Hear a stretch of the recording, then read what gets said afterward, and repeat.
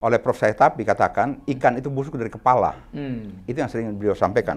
Karena kalau atasan itu sebagai petinggi ataupun pimpinan organisasi, mereka ini dalam sistem paternalistik, mereka itulah tempat bawahan mengacu. Tapi kalau atasannya juga memang kakinya berlumpur ataupun bermain-main dalam kekotoran itu atau jadi bahagian daripada sebuah aliran dosa, setor menyetor, ini yang kita prihatinkan. Karena polisi penegak hukum jadi sendiri-sendiri, enggak. Polisi dan masyarakat ibarat ikan dan air, saling bersinergi, mendapatkan masukan, informasi. Jadi tidak boleh juga menutup berbagai kemungkinan. Karena masyarakat dengan berbagai ragam keperluan, dia akan menyampaikan berbagai informasi. Lebih baik membebaskan orang yang belum tentu bersalah daripada mentersangkakan orang. Ini hukuman mati nih, hukuman seumur hidup. Nah, itu yang menjadi, apakah karena kalau ini memang orang-orang yang memang tidak punya peran dalam masyarakat atau orang tidak penting, hukuman mati aja. Terus yang lain ini, apakah karena orang penting jadi disembunyikan? Kalau nggak diviralkan dulu satu kasus lama atau tidak terbuka, gimana Bapak menanggapinya? Kita tidak boleh melupakan bagaimana kasus Sambo itu yang terjadi beberapa saat yang lalu. Kalau tidak viral, mungkin saja kasus pembunuhan itu sudah tidak terungkap. Betul, Pak. Karena viral yang begitu masif. Ini kalau boleh kita kutip, pernah ada seorang pejabat di Kumham, negeri para mafioso. Jadi ini saling menyandra ini. Nanti datang ke hakim, emang lu bersih juga. Nah, kalau masing-masing saling tahu kaki busuk, nanti cari win-win, ya udah damai lah. Redam ini soal ini salah paham, ini ada kekeliruan apa namanya begini begitu. Mencari alasan pembenar dan pemaaf. Dan masyarakat akan menjadi penonton yang gigit jari karena ini skenario yang tidak matang, skenario yang sedang saling menutup. Sistem hukum yang ada sekarang harus dirubah. Para pelaku tindak pidana korupsi sita hartanya media miskin, dia nggak usah dipenjara, nggak perlu. Dia dikasih sanksi sosial. Kerja sapu jalan, kerja di yang masyarakat bisa lihat dan sebagainya. Jadi negara juga tidak perlu bayar lembaga pemasyarakatan untuk hidupin dia atau jaga dia. Harta yang dimiskinkan.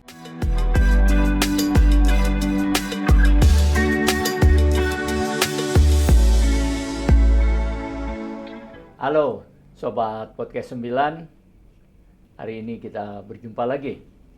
Belakangan ini polisi banyak mendapat sorotan. Berbagai peristiwa menambah gaduh sorotan terhadap polisi. Mulai dari kasus film Vina, kemudian hubungan dengan penegak hukum lain, khususnya dengan kejaksaan, dan juga sorotan kepada integritas polisi. Nah, hari ini kami khusus mengundang seorang polisi, mantan polisi yang sudah malang melintang sangat lama di polisi dan kemudian mengajar menjadi dosen di PT IKA. Beliau pernah menjadi wakil direktur pidana khusus di Mabes Polri, dan hari ini kami sudah undang. Namun sebelumnya kami selalu ingin ingatkan, tegakkan hukum, berikan keadilan. Hari ini narasumber kami adalah Pak Alphonse Louis Mau. Selamat datang Pak Alphonse. Selamat siang. Selamat siang juga. Baik Pak Alphonse, kabarnya? Baik, sehat. Aktivitas apa aja nih Pak Alphonse? Sementara hari-hari ini menjadi pengamat masalah-masalah kepolisian dan praktisi hukum. Jadi beracara, punya kantor pengacara. Juga Bapak dosen ya Pak? Ya, juga masih dosen, ngajar juga masih, ya Pak? Ya. Nah, Pak Alphonse, belakangan ini kan bukan belakangan, sebenarnya udah lama ya, tapi belakangan lebih menjadi tambah juga sorotan kepada polisi. Ya mungkin ada karena film Vina, karena ada hubungan polisi dengan kejaksaan dan sebagainya.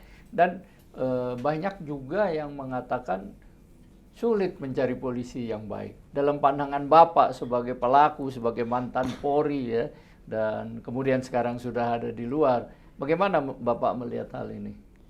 Ya, semua konsep serupa itu didasarkan pada besarnya harapan masyarakat terhadap keberadaan Polri dengan perannya di mana memberikan keadilan nantinya dengan mengungkap berbagai perkara-perkara yang dihadapi oleh masyarakat.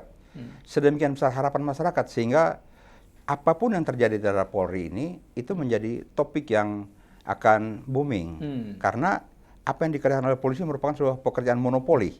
Tidak ada instansi lain.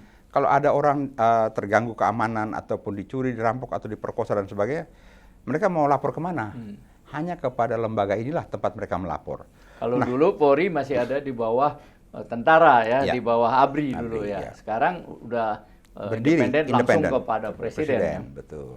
Ya gimana Pak? Nah, terhadap kenyataan-kenyataan yang akhir-akhir ini dilihat oleh masyarakat, berbagai praktik-praktik ataupun kenyataan yang tidak sesuai dengan harapan masyarakat, maka itu serta-merta menjadi boosting atau mendorong masyarakat ingin tahu lebih banyak. Karena begini, pekerjaan kepolisian itu adalah pekerjaan yang berbasis ilmu pengetahuan. Dengan demikian siapapun juga yang mengkaji secara baik sebuah penalaran yang logis akan bisa menafsir dan membaca ini apa sebenarnya yang terjadi. Dan banyak kejadian yang terjadi ini agak sulit diterima dengan akal sehat. Karena kalau kita lihat dari teori sebab akibat, mengapa begini, mengapa begitu, keadaan yang terjadi pasti ada penyebabnya. Penyebabnya berkorelasi dengan pelaku. Pelaku dihubungkan dengan berbagai alat bukti. Nah, pekerjaan dengan mengumpulkan alat bukti, menafsirkan ada tidaknya tindak pidana, kemudian menemukan ketersangkaan, itu kompetensi daripada polisi sebagai penyidik. Di sisi lain, ada integritas daripada masing-masing orang yang menopang organ untuk mengerjakan sejauh mana pekerjaan ini dikerjakan secara taat asas dan dengan berintegritas.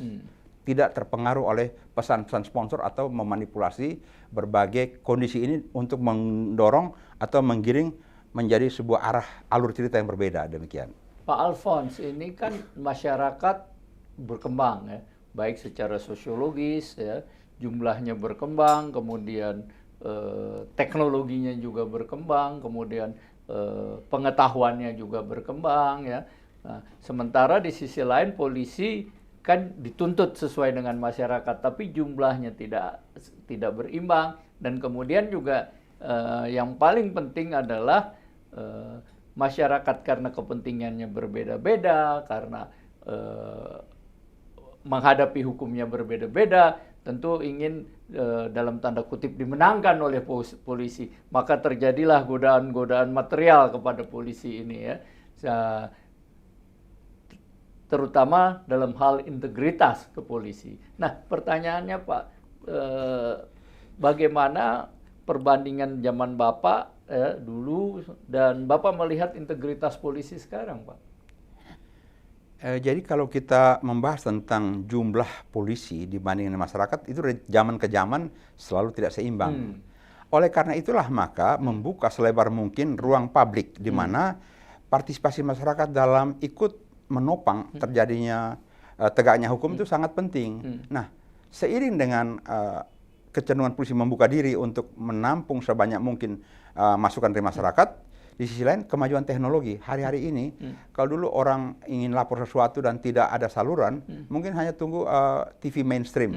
Tapi sekarang orang dengan bermodalkan handphone bisa dengan di podcast, bisa juga dengan ber-WA di dalam jejaring dan sebagainya. Sehingga keterbukaan dengan kemajuan teknologi ini maka merupakan tantangan baru di dunia kepolisian, sehingga dalam mengerjakan sebuah pekerjaan apabila dikerjakan tidak proporsional dan profesional, apalagi apabila integritasnya diragukan, karena kok yang sebenarnya si A yang jadi pelaku, yang kemarin namanya ada kok tiba-tiba hilang, karena dengan dalih ya kan mencabut laporan, kan tidak seperti itu. Nah jadi Pak, dengan kata lain bahwa perbandingan antara jumlah penduduk dengan polisi itu udah persoalan yang kuno, nggak bisa dijadikan alasan untuk bahwa polisi tidak profesional. Argumentasi kuno. Kuno. Pak. Karena sampai kapanpun jumlah populasi dengan populasi penduduk itu selalu tidak berimbang. Apalagi dengan kita negara kepulauan yang begitu luas, apalagi dengan berbagai budaya, berbagai kebiasaan yang berbeda, itu sangat kompleks. Nah, tetapi bagaimana polisi dengan kompetensinya dia bisa mengarrange berbagai potensi masyarakat itu menjadi kekuatan menopang dia dalam menegakkan hukum, menjadi saluran informasi misalnya. Makanya ada fungsi Bina Mitra, ada fungsi intelligence dan sebagainya. Itu untuk mengkolek informasi dan data dari masyarakat. Jadi tidak harus karena polisi penegak hukum jadi dia sendiri-sendiri, enggak.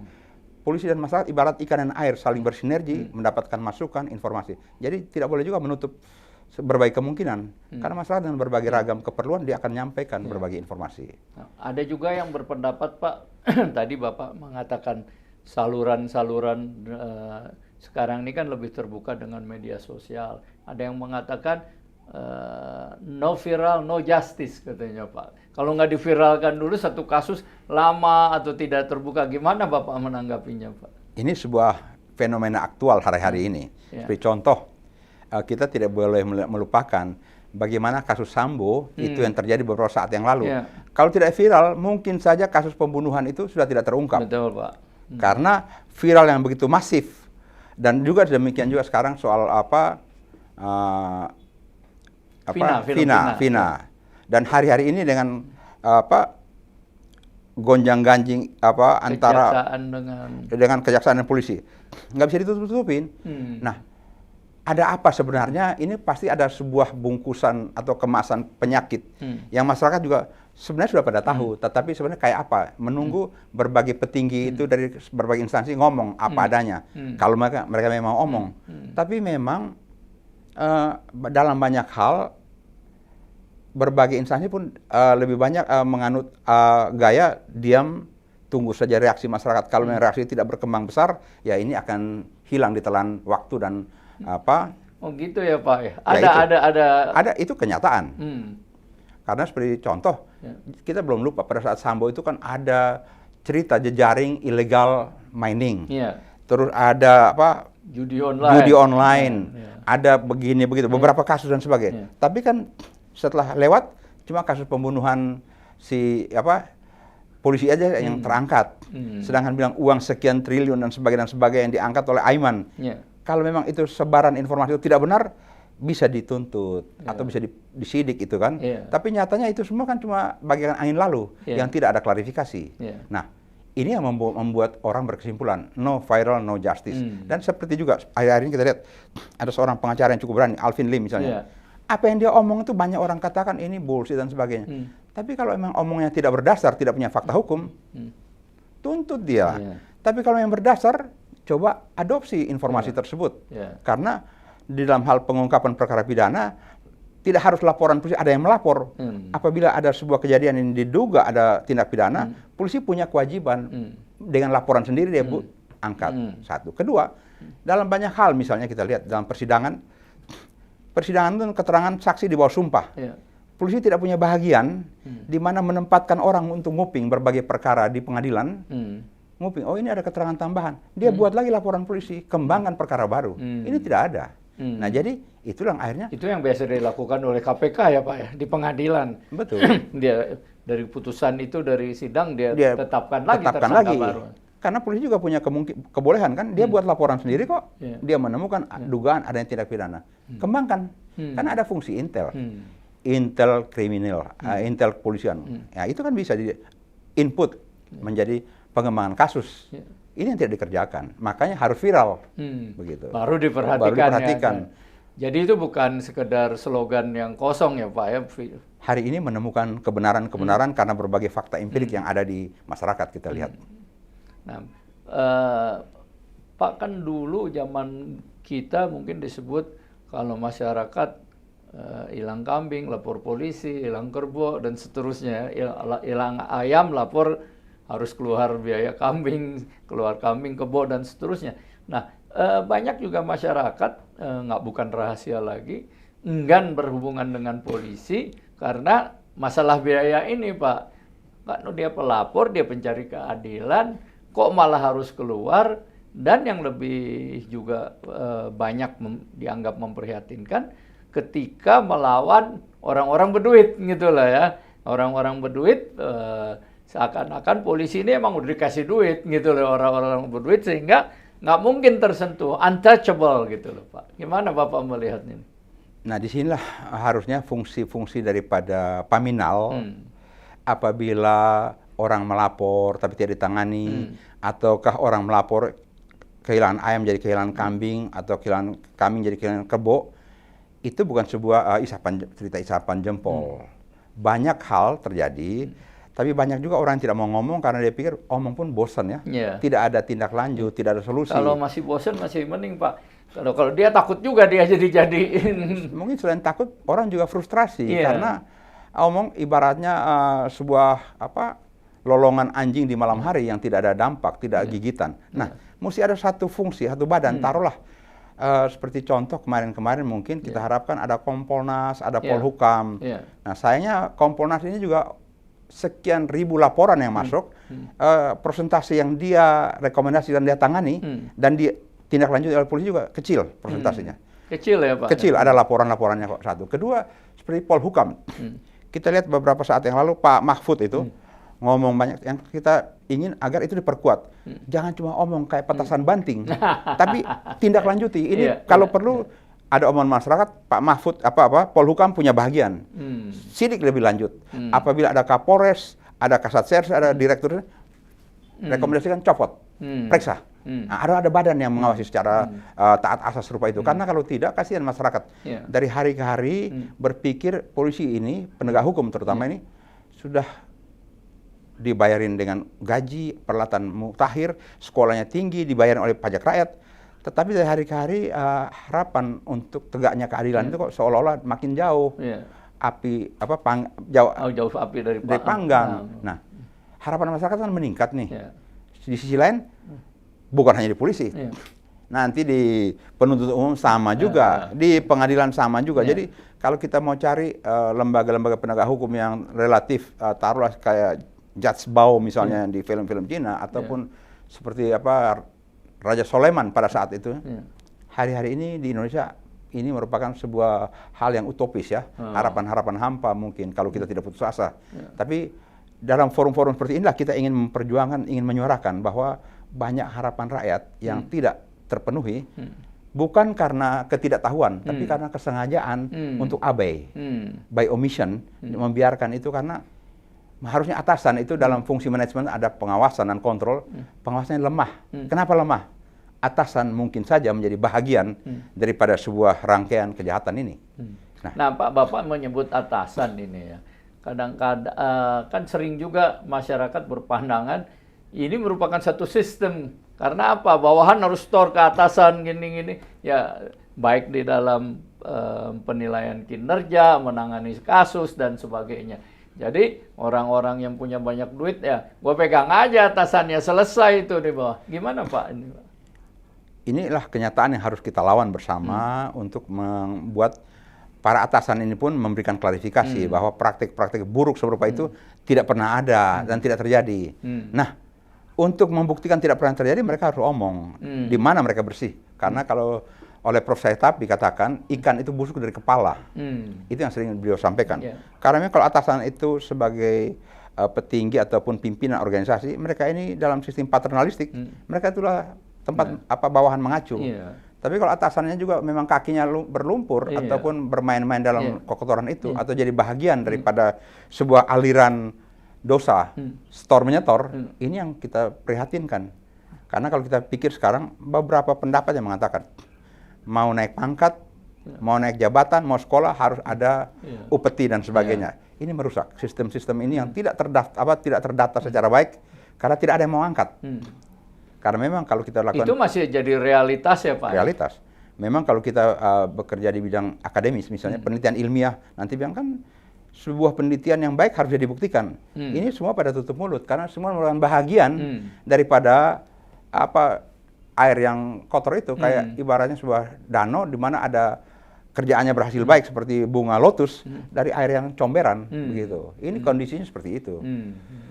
Ya Pak, kalau sapu yang bersih, hanya sapu yang bersih bisa membersihkan kotoran. Kalau polisinya kotor, gimana dia mau membersihkan menindak kejahatan gitu? Hari ini agak sulit kita cari sapu karena terminologi sapu bersih itu yang kayak apa? Karena itu yang perlu klarifikasi. Karena kalau kita melihat misalnya gampang-gampang kalau di korupsi misalnya kita lihat kalau kita hitung ini sapu bersih ini kan punya pendapatan sekian, pengeluaran sekian, hitung dari mana dia punya hidup yang hedon. Presiden pernah sampaikan agar hentikan gaya-gaya hedon daripada berbagai aparat penegak hukum. Mari kita lihat sekarang. Dari jabatan taruh selevel kasat di tingkat Polres, Kapolres, Dir dan sebagainya. Ini apabila kita secara accounting hitung berapa pendapatan bulanan secara real gaji negara dan tunjangan kinerja dan sebagainya dan gaya hidup jauh. Nah, sebenarnya kalau mau cari penyimpangan dari situ aja. Silakan buat laporan hasil kekayaan.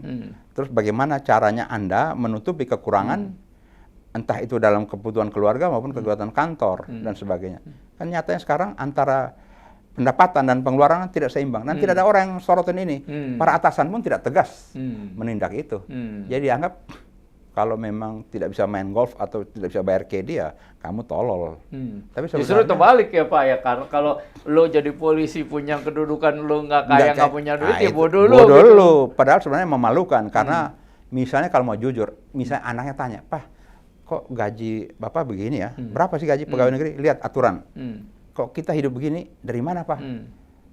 Lebih baik dia tanya. Itu perlakuan. Karena kalau saya waktu mengajar saya bilang begini.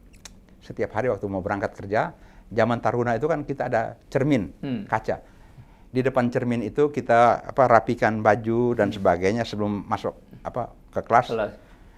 Kalau sekarang sekalian jadi pejabat, berkata pada cermin dan berjanji, saya hari ini akan kerja, saya ingin agar istri dan anak saya bangga, orang tua saya bangga dengan prestasi dan kinerja saya. Bukan karena kekayaan saya bisa bawa. Kalau dia bisa berjanji pada dirinya sendiri, maka setiap orang paling kurang mengurangi niat untuk mendapatkan sesuatu secara tidak sesuai aturan atau melawan hukum. Ya Pak, kalau kita lihat kan misalnya di Mabes Polri aja kita lihat dari mobilnya aja mobil mewah ya Pak ya, banyak pejabat-pejabat. Kalau dari hitung-hitungan itu kan sulit ya. Walaupun dia mungkin ada yang dapat warisan atau apa, tapi itu kan rata-rata. Seakan-akan kalau pangkatnya sekian, standar mobilnya adalah ini, gaya hidupnya demikian.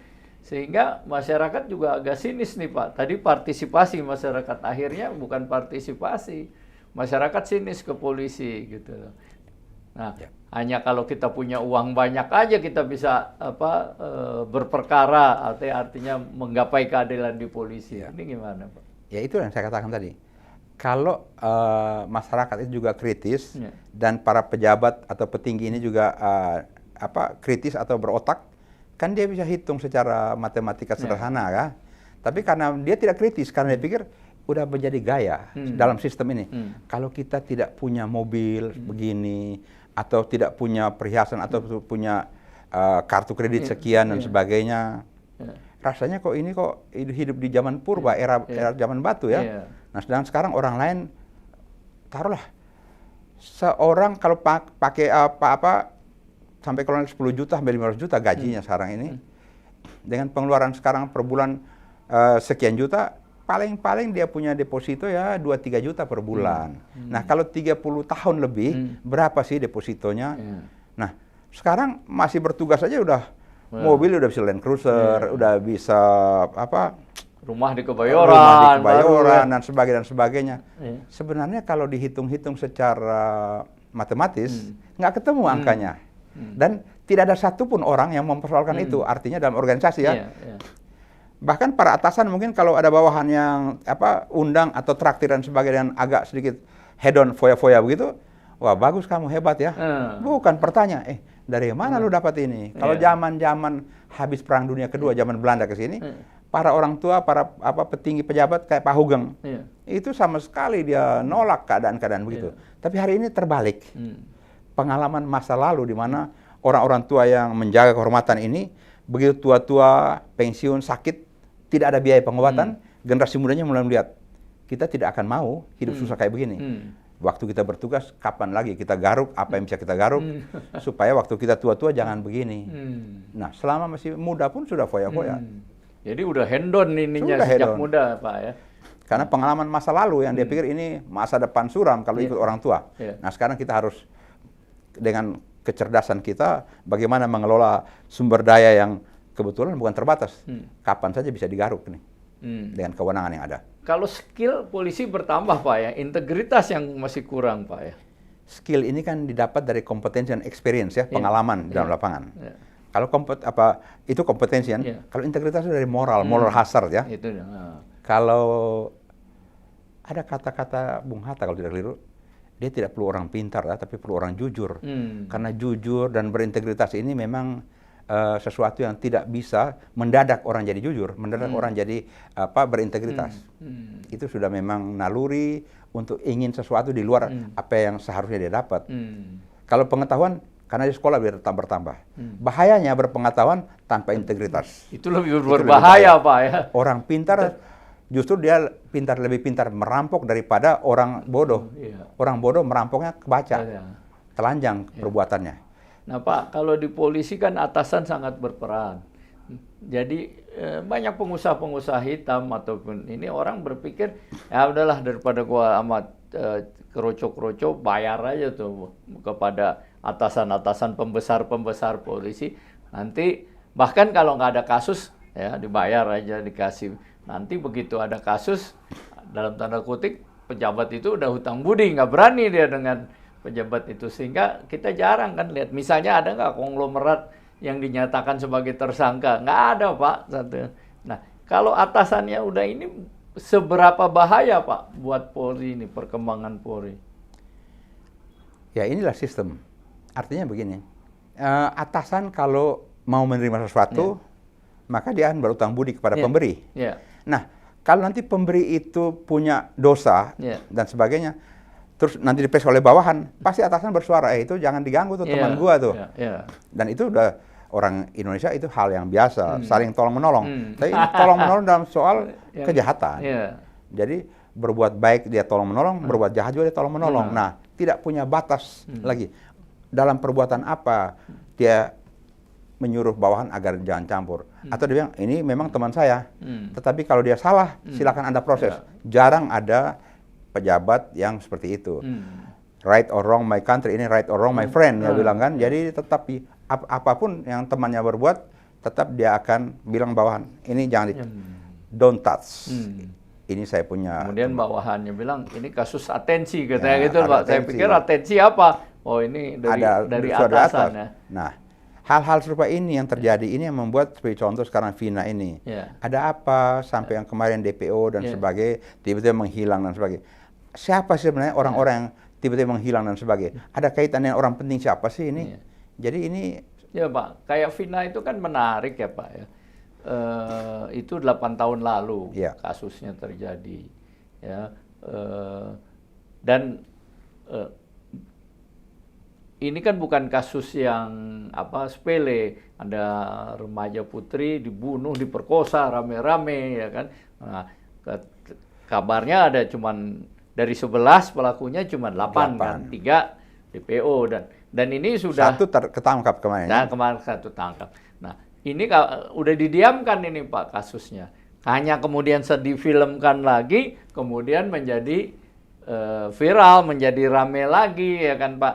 Nah, kan menjadi pertanyaan seakan-akan ada katanya petinggi polisi salah satu pelakunya, walaupun kemudian dibantah. Tapi kan ini nggak mungkin tidak diatur kalau tidak dari awal, dari BAP-nya, dari mananya gitu ya Pak ya. Nah, dan polisi kan punya ilmu sersenya tinggi juga Pak, gampang itu ketahuan. Berarti kan dari dulunya Pak ada problem nih kasus Vina.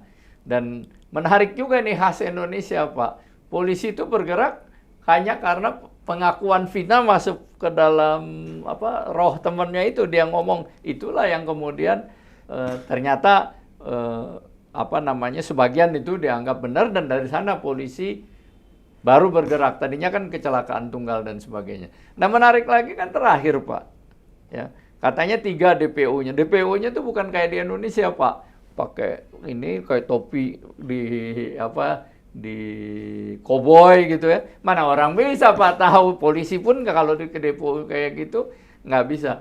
Nah menarik juga adalah ketika udah ketangkap 1 itu, polisi langsung rubah lagi, DPO-nya bukan 3, 1. Nah ini gimana sih proses-proses aneh kayak gini Pak? Jadi kalau membahas tentang DPO dari 3 jadi 1 atau sekian lama buat DPO, kisah ini mengingatkan saya kembali kepada kasus Sum Kuning di Yogyakarta, tempo dulu. Nah, 1, kedua, kalau bilang DPO sekian orang sebagai ini kejadiannya kan di Cirebon, kota kecil. Betul. Nah, kemampuan penyelidikan, manajemen penyelidikan sampai penyidikan untuk menemukan ada tidaknya tindak pidana. Dari pertama saja bilang kecelakaan lantas. Kemudian, oh ini ada pembunuhan. Berarti tahap penyelidikan tuntas menemukan adanya tindak pidana. Pembunuhan. Masa begitu lama sih? Susah banget. Yeah. Kemudian nanti manajemen penyidikan, bagaimana perencanaan, apa yang dijadikan target untuk didengar keterangannya, apa saja alat bukti yang ada dan sebagainya. Sehingga kalau bilang, ya ini karena sekarang ada viral lewat film, baru terangkat, ada yang bilang, enggak juga, kami sudah bekerja. Nih. Tapi kalau tidak ada film juga 8 tahun itu udah lupa ini persoalan. Tapi kita juga kurang tahu seberapa dampak film ini bisa mengungkap perkara, karena kalau beberapa saat yang lalu, kasus Jessica juga ada film jadi rame dan katanya akan maju ke PK dan sebagainya, tapi sekarang diem karena itu juga memang kasus-kasus yang begitu sudah berkekuatan tetap putusan. Tapi masyarakat ini juga punya hak untuk mencurigai sejauh mana punya hak ya masyarakat. Punya hak.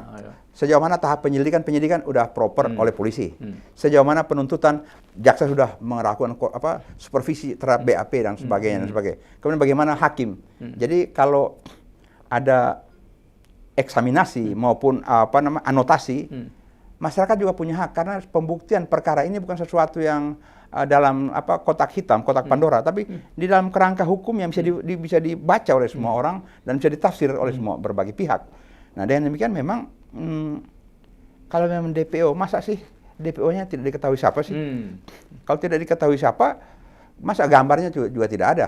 Itu juga sesuatu yang menjadi tanda tanya besar yang perlu ada kejelasan daripada orang nggak bisa dinyatakan DPO Pak ya kalau nggak diketahui identitas siapa orangnya ya. Itu kan tidak mungkin. Dan yang mungkin kita harapkan dalam gonjang-ganjing berbagai pemberitaan ini mungkin dari Humas Mabes Polri perlu memberikan sebuah penjelasan. Begini kasus posisi. Ini progres dan inilah yang kita temukan dan DPO-nya kenapa begini, kenapa begitu. Dan jangan sampai cuma bilang ya karena orang mencabut keterangan terus kita sudah tidak punya kemampuan untuk mengembangkan. Buat apa pengetahuan penyelidikan? Karena penyelidikan dan penyidikan itu adalah ranah domainnya polisi. Jangan bilang karena dia cabut atau jangan bilang ini kan kayak ramalan cuaca, orang di bawah sadar dalam keadaan trans ya, dia omong begini terus itu kok kayaknya dangkal dan kayak kita hidup di zaman batu ya, bukan begitu, karena namanya scientific crime investigation, melakukan pengungkapan perkara berdasarkan prinsip-prinsip ilmu pengetahuan. Nah, prinsip ilmu pengetahuan siapapun bisa menguji kembali, terukur dan tervalidasi. Langkah-langkah penyidikan ini. Jadi pernyataan-pernyataan secara sporadik yang ada dari berbagai pejabat dan sebagainya ini cukup membingungkan sebenarnya menurut kami sebagai orang yang pernah berpraktik lama dalam bidang pengungkapan perkara. Gitu. Apalagi kan Pak, menurut KUHAP pengakuan itu nggak jadi masalah kan kita mau ada pengakuan atau dia punya hak ingkar. Iya dia punya hak ingkar. Nah, tadi Bapak bilang polisi baru punya alat-alat bukti dia bisa mengembangkan ya kan. Dan begini, adanya perkosaan katanya, berarti ada sperma. Kalau ada sperma, tes DNA.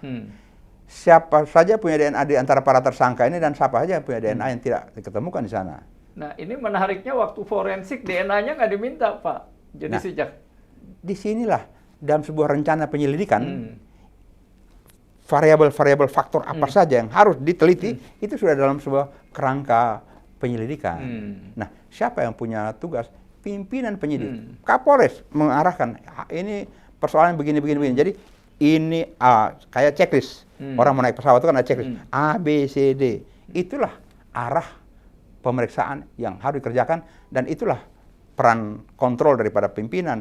Jangan cuma berkas sudah tebal begini, bagaimana? Udah beres, tidak dicek. Nah, Pak, kalau dari awal kasus ini udah ada banyak, katakanlah kemungkinan rekayasa, ini bagaimana kemudian mengurutnya Pak, supaya kan pidana ini adalah kebenaran material. Ya, kebenaran sejati ya Pak ya. Bagaimana supaya ini bisa setelah 8 tahun kebenaran itu terungkap? Ini aja kan masyarakat tanda tanya, udah 3 yang dinyatakan DPO, kemudian 1 gitu, seperti main-main aja gitu loh polisi. Menurut saya secara fungsional, siapa saja dulu yang jadi penyidik. kasus ini. Lihat di berita acara berkas Propam, periksa ulang nih. Para penyidik ini apa sih yang lu kerjakan dulu? Dan bagaimana keterangan ini dikonfrontasikan dengan alat bukti lain? Berkesesuaian tidak? Jangan sampai ini ada berkesesuaian tapi diabaikan, ini tidak dikembangkan. Propam bisa melakukan. Propam harus turun tangan, Pak, ya. Supaya opini yang berkembang di masyarakat itu bisa dikanalisasi. Ini loh temuan kita. Ketidakberpihakan kepada siapapun, tapi pada penegakan hukum secara proper dan profesional. Termasuk jangan sampai ada korban pelaku yang bukan pelaku gitu loh, Pak. Misalnya dia dikorbankan agar pelaku yang benarnya tidak tersentuh. Ya, kalau itu terjadi kita sangat sesalkan karena Undang-Undang 881 yang ada peninjauan kembali itu karena ada sengkonan karta yang gara-gara malpraktik dalam penyidikan orang yang tidak bersalah ditersangkakan masuk penjara. Nah, kemudian baru terbukti bahwa ada pelaku lain. Kalau itu terjadi, betapa mundurnya praktik-praktik penegakan hukum. Dan ini bukan satu-satunya perkara yang seperti itu. Kita pernah tahu ada di kebun tebu di Jombang, ada 2 orang yang masuk penjara.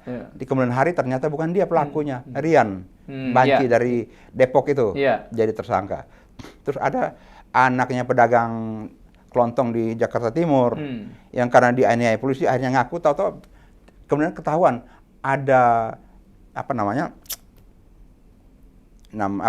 pemulung yang jadi pelaku pembunuhan bapaknya itu. Banyak nih kasus-kasus yang tidak terungkap. Nah, hal-hal ini menunjukkan betapa praktek-praktek mengejar pengakuan tersangka dengan cara apapun yang masih terjadi, Pak. Masih terjadi sampai hari ini. Nah, yang kita sesalkan juga dalam hal serupa ini, saringan pertama penyidikan itu ada di jaksa. Dia mau P sekian sampai P21. Dia cek kembali dong, jangan sungkan. Sesudah itu nanti dia susun tuntutan dan dakwaan. Nanti saringan lagi di hakim untuk mengecek sejauh mana keterangan-keterangan alat bukti ini berkesesuaian untuk mempersangkakan orang. Nah, kalau seperti begini kan berarti kan secara kolektif kolegial ada rangkaian kesalahan yang dibenarkan. Mungkin karena solidaritas ini antar sesama penegak hukum, udahlah jangan kita korek-korek lebih lama. Tapi sebenarnya kebenaran material itu tidak jadi jaminan di sana kalau begitu. Dan hakim menuntutnya tidak tanggung-tanggung. Tidak tanggung-tanggung, tuntutannya mati, Pak.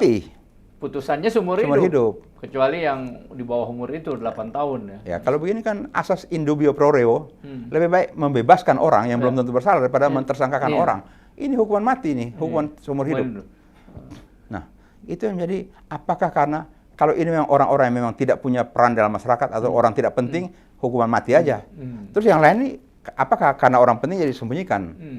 Ini ada hal-hal yang... Kalau Bapak melihatnya ada kemungkinan nggak ada orang dalam tanda kutip berpengaruh, apakah polisi, apakah pejabat apa, atau bupati, sehingga ini menimbulkan ketidakjelasan penyidikan dari awal gitu. Keadaan yang terjadi hari ini membuat untuk Vina ini, Pak. Untuk Vina membuat kita harus juga membuka peluang tentang kemungkinan itu. Jangan kita mengiyakan dan mengaminkan sesuatu yang kita sendiri juga ada kegalauan di dalam otak kita. Karena ini pengungkapan perkara harus berbasis scientific crime investigation. Kalau yang scientific itu harus bisa diuji oleh siapapun juga yang mengkaji ini. Jadi harus dibuka ya, Pak, lebar, transparan, jangan ditutup-tutupin ya. Kesannya masyarakat masih ditutupin, apalagi kemarin yang ditangkap kayaknya bersikeras. Saya bukan pelaku ya, walaupun itu hak dia. Ya, itu hak dia. Kalau pada hakikatnya semua tersangka akan membantah. Tetapi kita juga tidak boleh bilang masyarakat jangan juga berasumsi ria, jangan juga membangun opini-opini yang keliru dan sebagainya. Itu hak masyarakat. Silahkan kita jawab dengan dasar-dasar ilmu pengetahuan dan bukti yang valid bahwa asumsi Anda keliru. Dan juga jangan bilang, oh, kamu jangan nyebarin berita bohong dan sebagainya. Biarkan berita itu dan kita jawab secara proporsional dan scientific base. Ini begini dulu persoalan, ini buktinya begini, ini begini keadaan dan sebagainya. Itu kewajiban daripada wujud profesionalisme penyidikan. Jadi masyarakat sih memang berhak ya, dengan apalagi kalau memang tidak jelas yang menimbulkan banyak pertanyaan ya. Nah, dan selama kasus ini tidak jelas, pertanyaan-pertanyaan itu akan tetap bertambah ya, Pak ya. Ini yang sampai hari ini juga masih terus ya tren, dan disayangkan polisi itu kok 8 tahun diam walaupun katanya mereka sudah berusaha, buktinya setelah film baru ya. Dan itu pun berubah-ubah gitu. Kan polisi harus jelaskan ya Pak ya, kenapa tadinya DPO-nya 3 kok sekarang 1 gitu ya. Walaupun kalau pengakuan kan nggak bisa. Sementara ini kan yang dijelaskan ya karena mereka mencabut keterangan di dalam berita acara. Kok sederhana itu gitu loh. Kecuali ya setelah kami lakukan penyidikan secara sistematis, terorganisir, memang tidak ada bukti-bukti yang mengkaitkan kedua orang yang lain itu dengan ini. Karena kalau hanya ketiga orang itu yang DPO kemarin hanya pengakuan semata, kok sangat dangkal kesimpulan itu. Alat bukti kan bukan pengakuan semata. 184 hukum acara itu kan bilang ada bukti surat, keterangan ahli, keterangan saksi dan sebagainya kan. Nah, kenapa cuma pengakuan tersangka? Kenapa tiba-tiba 8 orang ini kok tiba-tiba mencabut? Apakah ada tekanan? Atau ada ancaman? Atau ada apa? Nah, ini harus dioncei atau harus diungkapkan kepada publik begitu. Nggak bisa dibiarkan begitu aja ya Pak. Jangan cuma take for granted, lepaskan aja ke dalam kotak hitam. Mereka udah cabut, kita mau ngapain? Kerjaanmu membuktikan. Kamu disekolahkan, digaji oleh negara untuk membuktikan ada tidak. Sebenarnya polisi punya kemampuan itu Pak ya untuk mengungkap Pak kalau mau. Kan dalam teori pidana kan mau dan tahu. Dia mau nggak? Dia tahu itu, tapi dia tidak mau. Teori Wills and Wheaton kan, dia tidak mau apa? Biar dia tahu. Kalau begini yang kalau misalnya terjadi benar ada ketidakjelasan, ada tidak sesuai SOP, ya kan? Yang bertanggung jawab itu siapa Pak? Terhadap ini fungsi-fungsi pengawasan itu ada di Propam misalnya untuk apakah ada pelanggaran prosedur dan sebagainya. Kalau tidak itu ada Kompolnas. Nah, kalau tidak itu ada di Polhukam lebih tinggi. Jangan bikin tiap hari, jangan bikin presiden repot dengan ini kan. Gitu ya. Nah, tetapi kalau Propamnya juga ya jeruk makan jeruk tidak, sungkan menyungkan dan sebagainya. Kemudian Kompolnasnya pun banci ataupun memang sengaja ya kalau boleh katakan Kompolnas ini kan badan yang sekedar seadanya. Dia mau rekomendasi pun tidak. Fungsinya juga tidak jelas. Mestinya pakai undang-undang yang tegas. Dia bisa memberikan rekomendasi, pecat Kasat Serse ini, pecat Kapolres ini, pecat Dirserse ini, karena dia tidak bekerja profesional.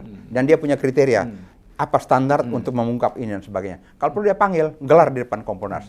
Kompolnas panggil ahli untuk dengar, untuk memperkaya materi pemeriksaan dan sebagainya. Ini kan tidak. Nah, akhirnya kan jadi gaungan suara di masyarakat bergaung begitu hebat. Nah, kasihan juga. Sudah kerja keras pun mungkin polisi akhirnya dia bilang, kami jangan di uyo-uyo begini, di obok-obok begini. Kami udah kerja keras. Memang tugasmu kerja keras, Bung. Kan, gitu ya. Dan kepada Anda lah tempat kami meminta minta ada detektif swasta. Kan tidak. Karena ini hanya ranah monopoli kepolisian. Kerjakan. Di Amerika masih ada detektif swasta Pak, bayar. Kita tidak mengenal itu di sini. Sistem hukum kita tidak. Gitu. Nah, akibatnya kan kalau kayak kasus-kasus gini, pengacara juga dengan polisi akhirnya tidak membela kebenaran kan. Akhirnya ya pendekatan personal, dengan kata lain ya duit juga gitu loh Pak. Nah ini juga merusak penegakan hukum lain kan. Pengacara tidak lagi dinilai dari kemampuan dia menganalisis hukum, tapi berapa dekat dia dengan polisi ya. Nah, kita tidak boleh melupakan sebuah kenyataan. Sekarang kan banyak nih pengacara yang namanya terkenal kiri kanan. Mari kita lihat telaah hukum dan sebagainya. Seadanya. Makanya Pak Mahfud pernah katakan, hari ini pencari keadilan tidak perlu cari pengacara yang pintar-pintar, tapi cukup cari pengacara yang punya relasi dengan aparat penegak hukum. Apa itu di polisi, apa itu di jaksa, apa itu di hakim. Jadi kalau sekarang ada pengacara, saya pengacara papan atas dan sebagainya, tidak perlu terlalu berbangga, karena sejauh mana teori ilmu pengetahuan hukum itu kamu terapkan untuk memenangkan perkara. Karena menurut saya yang saya baca, pengacara yang terkenal dulu Yap Tien Him, dia sangat integritasnya teruji dan ada Yap Tien Him Award dan sebagainya. Berikutnya ada Adnan Buyung, tapi Adnan Buyung pada saat menjelang pensiun dia juga sudah mulai melihat kenyataan, susah juga. Nah sekarang kan banyak pengacara dengan berbagai gemerencingan, kemewahan dan sebagainya. Tapi kalau kita argumentasi hukum yang dibangun dan sebagainya, ya seada-adanya saja, Iya, tidak canggih-canggih amat, begitu. Karena memang hubungan interaksi pengacara, penyidik, pengacara, penuntut dengan jaksa, dengan hakim dan sebagainya, ini lingkaran tidak terputus, sebuah lingkaran yang tidak boleh kita katakan lingkaran setan, tapi ini lingkaran kerjasama ya cukup memprihatinkan bagi masyarakat pencari keadilan. Nah, Pak, sekarang hubungan antara Polri dengan penegak-penegak hukum lainnya gimana, Pak? Maksud saya, mungkin kita mulai dari internal Polri sesama anggota Polri sendiri, gimana, Pak? Ada keberanian nggak anggota Polri untuk menyatakan kebenaran gitu ya kepada kalau misalnya dengan sesamanya atau ke atasannya bahwa keputusan atasan Ya, kita agak sulit di Indonesia mungkin begini. Rata-rata kalau kita bilang budaya Indonesia ya, kalau kita acu pada Muhtar Lubis kan, sebenarnya ada budaya ewo pekewuh. Ya, kalau dia tidak mengganggu kita dan kita ini nggak usah dah, nggak enak lah dan sebagainya. Ewo pekewuh ini dipengaruhi budaya Jawa. Nah, sedangkan masyarakat kita ini Batak dengan gayanya sendiri. Nah, tapi begitu mereka masuk dalam satu organisasi, mereka harus ikuti budaya organisasi. Kalau dia mau ini tidak benar, dia omong apa adanya, dia akan melawan sebuah tembok besar, karena kalau memang semuanya itu terkait dalam sebuah rangkaian kegiatan yang saling menguntungkan, dan menguntungkan dalam tanda petik. Nah, ini susah untuk dibongkar. Demikian juga antar penegak hukum lain, saling menyandra. Seperti itu, Pak, misalnya kasus sekarang banyak ribut antara kejaksaan dengan Polri, kan? Orang melihat dari luar, kok polisi ada konvoy ke kejaksaan, ada segala macam, karena mungkin barangkali terganggu, tersengat ya, ada polisi menyentuh penyumbang-penyumbang ke polisi kok ditahan, dinyatakan tersangka oleh kejaksaan. Bisa jadi begitu, atau sekarang mungkin dari Kejaksaan Agung sudah mulai menyentuh pada simpul-simpul saraf para pemain inti. Nah, terhadap ini terus ada reaksi. Dia pakai kekuasaan atau kekuatan jejaring untuk coba-coba mengintimidasi dan sebagainya. Nah, kekuatan penyeimbang ataupun yang mengintimidasi juga mau bilang sama kejaksaan, jangan sok bersih lo. Saya juga tahu lo punya penyakit. Maka sekarang ada bilang aset sekian yang dari sekian triliun jadi sekian triliun. Ini udah mulai ada suara-suara counter semacam itu kan. Memakai LSM, memakai media, wartawan. Itu. Nah, ini kalau boleh kita kutip, pernah ada seorang pejabat di Kumham, negeri para mafioso. Jadi ini saling menyandra ini. Nanti datang ke hakim, emang lu bersih juga. Nah, kalau masing-masing saling tahu kaki busuk, nanti cari win-win ya udah damai lah. Redam ini soal ini salah paham, ini ada kekeliruan apa namanya begini begitu.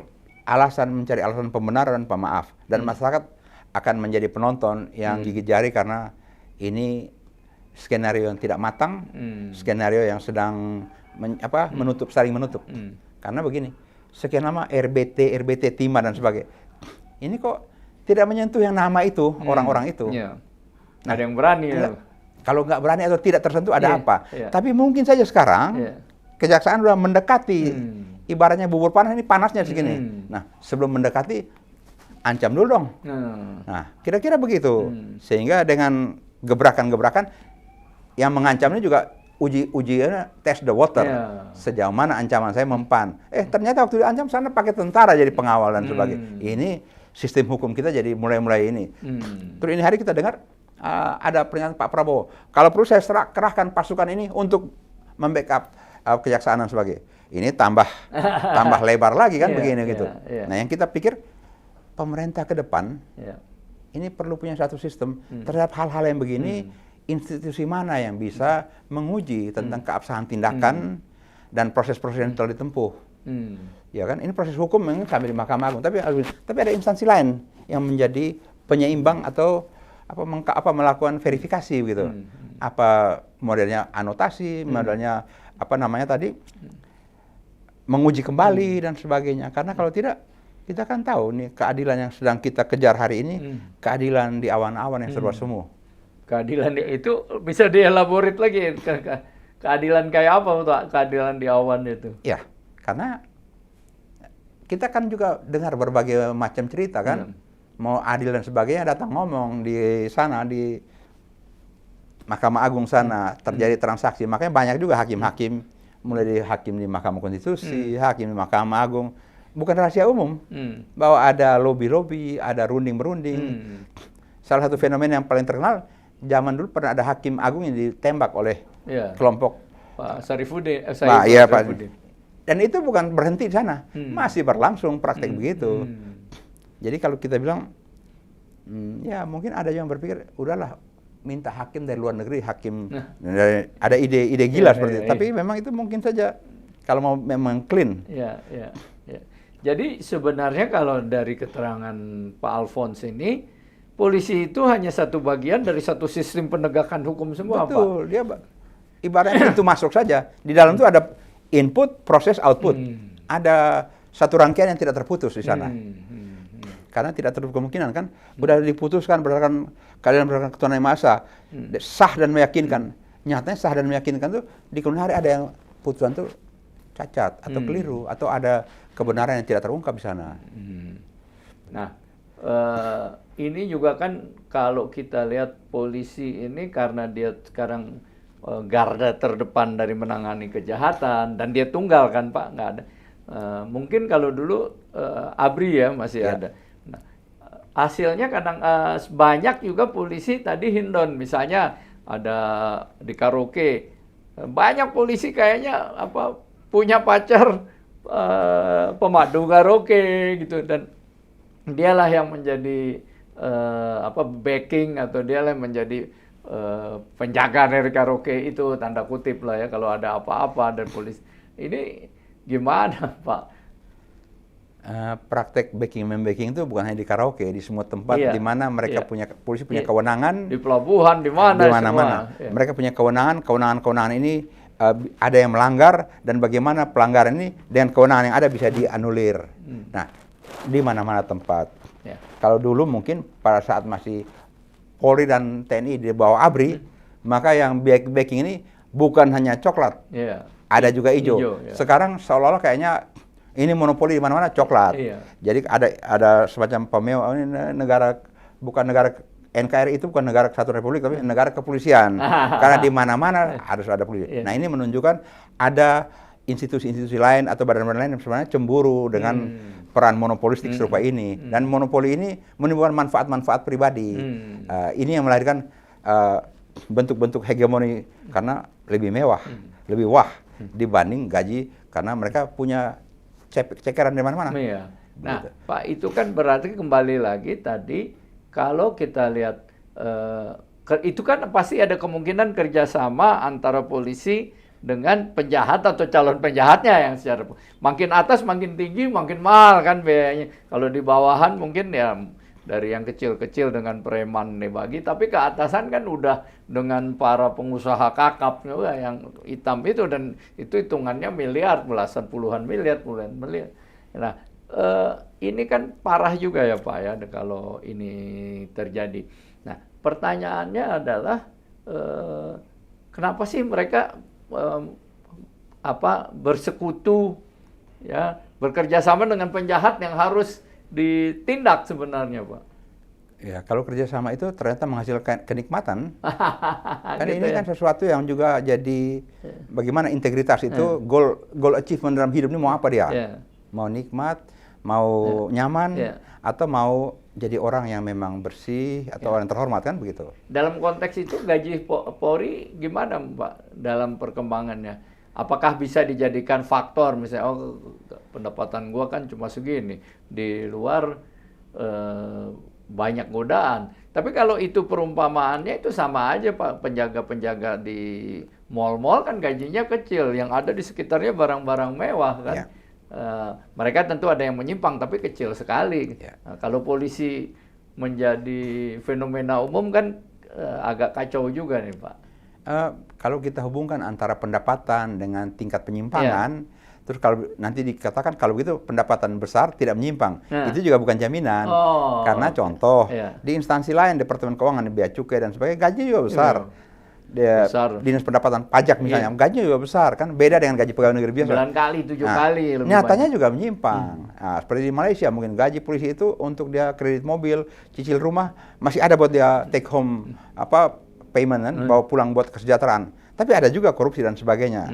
Tetapi memang hari-hari ini kemampuan negara untuk mengupah aparat penyelenggara negara, penegakan hukum, memang masih seperti itu. Mungkin saja karena berbagai kebocoran. Sehingga aparat negara, kebocoran-kebocoran daripada penerimaan negara itu, ini akhirnya diterima oleh orang perorangan yang tadi berkolaborasi dengan para pelaku kejahatan dan sebagainya. Kalau kebocoran bisa diminimalisir, mungkin gaji pegawai bisa naik.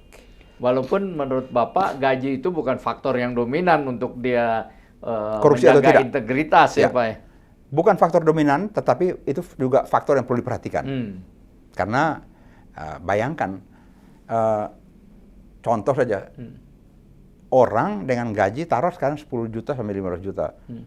Dia harus ke kantor, harus sekolahkan anak yang sudah kuliah dan sebagainya, harus misalnya di Jakarta kontrak sewa rumah dan sebagainya. Itu kan negara tidak bisa jamin. Maka mereka berusaha sendiri, punya rumah mewah mungkin, punya kendaraan mewah, anaknya juga sekolah berlebihan dan tidak ada yang kontrol. Begitu. Jadi memang kontradiksi keadaan ini. Negara kasih sedikit. Kalau gitu Pak, bagaimana mengatasi persoalan ada budaya, ada macam-macam agar Polri ini bisa menjadi satu institusi yang bersih, yang terpercaya oleh masyarakat, bahkan dicintai kayak di Jepang gitu ya Pak. Nggak kayak sekarang, pokoknya asal pakai duit, polisi gua bisa beli deh, gini. Tentu makin atas makin mahal gitu. Ini gimana solusinya Pak? Awal dan muara daripada semua ini karena korupsi. Nah, kalau menurut saya, sistem hukum yang ada sekarang harus dirubah. Para pelaku tindak pidana korupsi sita hartanya sampai dia miskin, dia nggak usah dipenjara, nggak perlu. Dia dikasih sanksi sosial. Kerja sapu jalan, kerja di yang masyarakat bisa lihat dan sebagainya. Jadi negara juga tidak perlu bayar lembaga pemasyarakatan untuk hidupin dia atau jaga dia. Harta yang dimiskinkan, kalau dia tidak korupsi, pendapatan negara naik. Kalau pendapatan negara naik, maka bisa membiayai pegawai secara baik. Dan ini orang juga tidak berani korupsi karena jadi miskin. Dan undang-undang perampasan aset nggak dibahas-bahas itu di DPR. Ya, perampasan aset pun harus berkelanjutan. Apa saja kan, jangan sampai begini, habis dirampas dia masih kaya. Karena aset tracing itu juga bisa jadi sekarang orang punya kekayaan simpan di luar negeri. Ya kan, makin pintar dia. Tetapi kalau dia tidak bisa menikmati lagi sama sekali, ya itu negara punya intel dan sebagainya, itu harus kerja keras. Sistem perbankan itu harus jadi terpantau secara baik sistem IT-nya. Nah, negara harus punya sebuah subsistem yang memadai untuk pantau itu. Nah, jadi kalau pesan Bapak baik kepada mantan instansi Bapak Polri maupun kepada masyarakat apa supaya hukum bisa kita tegakkan dan tidak tajam ke bawah tumpul ke atas, Pak? Ya, ini membangun kesadaran bersama untuk masyarakat juga melapor kepada wadah yang disediakan oleh pemerintah. Nah, wadah itu harus bersih daripada berbagai instansi yang sekarang terkontaminasi. Ya, taruhlah di Polhukam mungkin. Ini wadah menampung dan dia punya aturan yang bisa memaksakan pejabat-pejabat di bawah yang bermain-main ini dimiskinkan lewat putusan pengadilan tentunya. Kalau seperti sekarang kan taruhlah di Polhukam ataupun di Kompolnas untuk polisi di Polhukam. Ya, Pak Mahfud cuma bisa ngomong kan, tapi nggak ada kenapa tidak smash, tidak pukul? Begitu. Harus ada badan itu. Mungkin dengan era Pak Prabowo nanti dia akan bentuk satu badan pengawas yang seperti itu, dan moga-moga badan itu jangan jadi korupsi baru, lahan korupsi baru. Gitu. Baik, Pak Alphonse, terima kasih. Sama-sama. Bincang hari ini banyak masukan. Kita membahas polisi yang kita cintai. Saya yakin Pak Alphonse juga kalau ada kritik-kritik itu karena untuk membangun lebih baik polisi lagi, Pak. Kita ingin polisi ke depan, penegak hukum ke depan bekerja lebih profesional, lebih baik, dan masyarakat terlayani secara baik, hak hukumnya terlindungi. Baik, Pak. Terima kasih sekali lagi. Siang. Kita sudah mendengar dari Pak Alphonse dan kita percaya bahwa usaha-usaha untuk terus memperbaiki polisi ini merupakan satu kecintaan kepada polisi, dan saya selalu ingatkan juga, tegakkan hukum, berikan keadilan. Sampai jumpa pada podcast 9 yang akan datang.